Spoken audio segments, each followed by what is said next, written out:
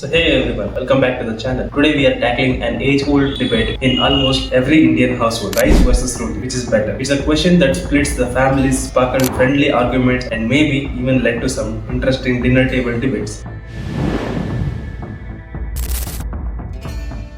In this video, we are going to break down the pros and cons of both rice and roti, comparing everything from their nutritional benefits to how they impact our health over the long run. By the end of the video, you might have your own favorite, at least a better understanding of when to choose which one over the other. So let's just jump in. At the beginning, we'll do the nutritional comparison. So let's start with the basics. What's in these two popular staples? Both rice and roti are the great sources of carbohydrates, but there are a few key differences in their nutritional makeup. For example, let's see about the rice, especially the white rice. It's a quick and easily digestible source of energy, which is why many of us prefer it after a long day or a heavy workout. White rice contains simple carbs which our body digests quickly. So if you're someone who needs an instant energy boost, then white rice might be ready to go for you. Let me share a real life example. Think about it. Every time you go to a South Indian wedding or a function, there is an array of rice dishes. This is because rice keeps us feeling light yet satisfied, perfect for dancing and mingling. But here's the catch: white rice is a refined grain, which means most of the fiber and nutrients have been stripped away. That's why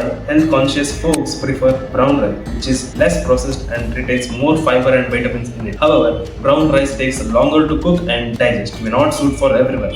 Now, let's talk about roti. Made from whole wheat flour, roti is naturally high in fiber, protein, and several essential nutrients like iron, calcium, magnesium, etc. Roti has a lower glycemic index than rice, which means it releases the sugar into the blood more slowly, making it a better option for the people with diabetes. But just like rice, roti has its own drawbacks. For instance, it's not as easy on the stomach. If you eat a few extra rotis, you might feel more stuffed and heavy, as it takes longer to digest. And let's not forget that it does take a bit of skill to make a perfectly round, soft roti. As we are speaking about the rice versus roti, let's speak about the digestibility of it also, how they make you feel. One major factor that separates the rice and roti is its digestibility. If you're someone who tends to feel bloated after a meal, this could be a game changer. For example, if you take rice is generally an easier on stomach, which is why it's often recommended when someone's feeling under the weather. It's easy to digest and provide quick energy without putting much strain on the digestive system. Ever noticed how hospitals often serve plain rice to patients? That's because it's gentle and doesn't tax the stomach. On the other hand, roti tends to keep you fuller for longer because it's higher in fiber. It makes a great option for weight management. Plus, that slow digestion means you are less likely to feel hunger soon after eating. Now, what about the health benefits? Depending on your health goals, either rice or roti might be a better option for you. For those who need a quick energy boost, especially athletes, rice can be a better option. The easily digestible carbs help replenish glycogen stores after a workout. Pro athletes often include white rice in the post-workout meals for this reason: fast and fuel. And whereas roti, which is ideal for weight management and diabetes control, if you are watching your weight or managing blood sugar, roti might be a better option. Fiber in the roti helps in slowing down the sugar absorption, preventing those sharp blood sugar spikes you might get with rice. Many nutritionists recommend switching to roti if you are trying to cut back on the carbs but still want a filling meal. But hell,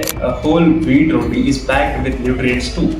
No, we cannot talk about the rice and roti without acknowledging the cultural aspect. This debate is not just about nutrition, it's about the tradition, family habits, and regional preferences. If you consider India, rice dominates the South India and coastal region. Many people in these areas grew up on rice-based meals, and it has become an essential part of their identity as well as culture. In states like Tamil Nadu, Kerala, and West Bengal, rice isn't just a food, it's a part of comfort, and you will see it is most served in every meal, from breakfast to dinner. Meanwhile, in North India, roti is a star made from wheat, which is grown in abundance in the northern plains. Roti is often a part of daily meals alongside curries, dals, and sabzis. It is a kind of food rivalry. North India brings the rotis, whereas South India brings the rice. Together, they make an Indian cuisine a beautiful mix of tastes and textures. So, what's the final verdict? Should you choose rice or roti? The answer depends upon your goals, lifestyles, and personal preferences. For quick energy, rice is an excellent choice, especially if you prefer a lighter meal. But if you're looking for a sustained fullness and better blood sugar control, roti might be the way to go. Ultimately, both have their unique benefits, and the best option might just be to include a mix of both in your diet. Variety is a key, after all. Alright folks, that's a wrap. Whether you are a rice lover or a roti enthusiast, remember that both have their place in their balanced diet. If you enjoyed the video, don't forget to give the thumbs up and subscribe for more health and nutrition tips, and share this with your friends who love a good food debate. Until next time, keep eating well